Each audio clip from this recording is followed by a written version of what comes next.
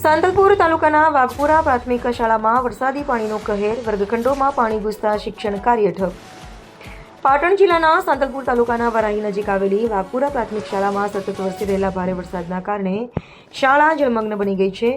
શાળાના વર્ગખંડોમાં ઘૂંટણસમાં વરસાદી પાણી ભરાઈ જતા વિદ્યાર્થીઓના અભ્યાસ કાર્ય પર ગંભીર અસર પડી છે।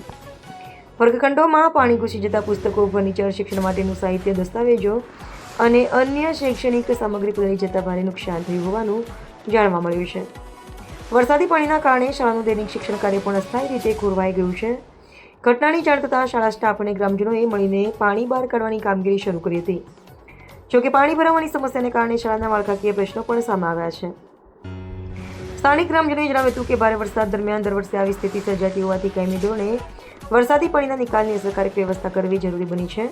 તેમણે જિલ્લા શિક્ષણ તંત્ર અને સ્થાનિક વહીવટીતંત્રને શાળામાં થયેલા નુકસાનનું તાત્કાલિક સર્વેક્ષણ કરી જરૂરી સહાય આપવા તેમજ ભવિષ્યમાં આવી સ્થિતિ ન સર્જાય તે માટે યોગ્ય આયોજન કરવાની માંગ કરી છે। વરસાદી પાણીથી શાળાને થયેલા નુકસાન અને વિદ્યાર્થીઓના અભ્યાસમાં પડેલા વિક્ષેપને લઈને વાલીઓમાં પણ ચિંતા વ્યાપી છે। હવે તંત્ર કેટલા ઝડપથી કાર્ય કરીને શાળાને ફરી સામાન્ય સ્થિતિમાં લાવે છે તેના પર સૌની નજર મંડાઈ છે। રિપોર્ટર દશરથ ઠાકોર, સાંતલપુર।